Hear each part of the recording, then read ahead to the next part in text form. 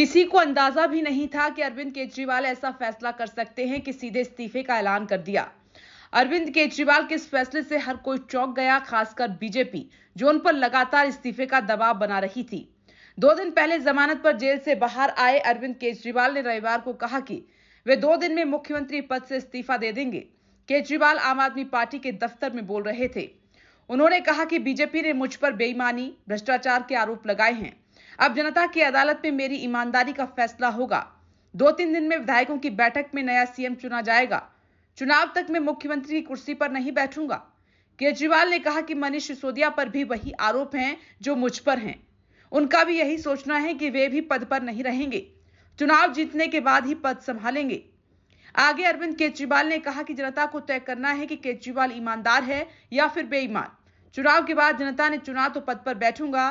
चुनाव होने तक पार्टी 2-3 दिन में नया मुख्यमंत्री चुनेगी। आतिशी, कैलाश गहलोत, गोपाल राय, सौरभ भारद्वाज और सुनीता केजरीवाल में से कोई एक मुख्यमंत्री बन सकता है। 5 अक्टूबर को हरियाणा में वोटिंग है। राज्य में कांग्रेस से आपका गठबंधन नहीं हुआ है। इसके बाद यहां सभी 90 सीटों पर पार्टी ने प्रत्याशी उतारे हैं। केजरीवाल का पूरा फोकस अब हरियाणा में चुनाव प्रचार पर होगा। जम्मू कश्मीर में भी विधानसभा चुनाव आम आदमी पार्टी लड़ रही है। अब केजरीवाल के इस्तीफे के मायने समझते हैं। दिल्ली शराब नीति केस में अरविंद केजरीवाल 177 दिन बाद जेल से जमानत पर बाहर आए। सुप्रीम कोर्ट ने शर्त रखी कि वो सीएम ऑफिस नहीं जाएंगे और ना ही किसी फाइल पर साइन करेंगे। यानी जेल से बाहर आने और मुख्यमंत्री रहते हुए भी उनके पास कोई पावर नहीं रही। सरकार कैबिनेट भरोसे चलेगी। दिल्ली विधानसभा का कार्यकाल फरवरी 2025 में खत्म हो रहा है। यानी सरकार के पास चुनाव में सिर्फ 5 महीने बचे हैं। इस दौरान सरकारें लोक लुभावन चुनावी फैसले लेती हैं। केजरीवाल कोर्ट की शर्तों से बंधे हैं। जेल से छूटने के बाद अरविंद केजरीवाल के साथ सिंपैथी है। 2-3 महीने पहले दिल्ली में चुनाव की मांग कर केजरीवाल इस सिंपैथी को भुनाना चाहेंगे। वहीं बीजेपी ने इस्तीफा मांगा था, उसका भी जवाब दे सकेंगे। दिल्ली शराब नीति केस में नाम आने और गिरफ्तारी के बाद से ही बीजेपी के नेता अरविंद केजरीवाल से मुख्यमंत्री पद छोड़ने की मांग कर रहे हैं। केजरीवाल ने अब इस्तीफे का ऐलान कर दिया है। अब वे बीजेपी नेताओं के हर हमले का जवाब दे सकेंगे कि मैंने तो इस्तीफा दे दिया।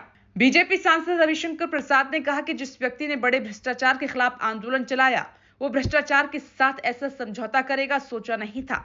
आज भारत के लोगों का सिर शर्म से झुक गया है। कांग्रेस नेता अधीर रंजन चौधरी ने कहा कि ये उनकी इच्छा है। अगर वो जेल में सीएम रह सकते हैं तो बाहर भी सीएम रह सकते थे। हो सकता है कि कुछ और भी गंभीर मामला हो जिन पर ध्यान देने की जरूरत है। नेशनल कॉन्फ्रेंस अध्यक्ष फारूक अब्दुल्ला ने कहा वो चाहते हैं कि दिल्ली में चुनाव हो और लोगों के बीच जाना चाहते हैं। वह जनता के बीच जाना चाहते हैं ताकि फैसला कर सकें और ये अच्छी बात है। वो सत्ता के भूखे नहीं हैं। दिल्ली में फरवरी 2025 में केजरीवाल सरकार का कार्यकाल खत्म होने वाला है। केजरीवाल के नेतृत्व में आम आदमी पार्टी 2013 से दिल्ली की सत्ता में है। दिल्ली में 4 दिसंबर 2013 को कुल 70 सीटों पर विधानसभा चुनाव हुए थे। 8 दिसंबर 2013 को नतीजे आए थे। इसमें बीजेपी 32 सीटों के साथ सबसे बड़ी पार्टी बनकर उभरी। हालांकि बहुमत नहीं मिला। आपको 28 और कांग्रेस को 8 सीटें मिली। कांग्रेस के समर्थन से अरविंद केजरीवाल ने मुख्यमंत्री बनते हुए सरकार बनाई। हालांकि 49 दिन बाद दोनों पार्टियों का गठबंधन टूट गया। 7 फरवरी 2015 को दिल्ली में फिर से विधानसभा चुनाव हुए। इसमें आपने 67 सीटों पर जीत हासिल की। बीजेपी सिर्फ 3 सीटों पर सिमट गई थी। 5 साल बाद 8 फरवरी 2020 के विधानसभा चुनाव में 70 सीटों में से 62 सीटों पर जीत हासिल की है। 8 सीटें भाजपा के खाते में गईं। Bureau report, India truth.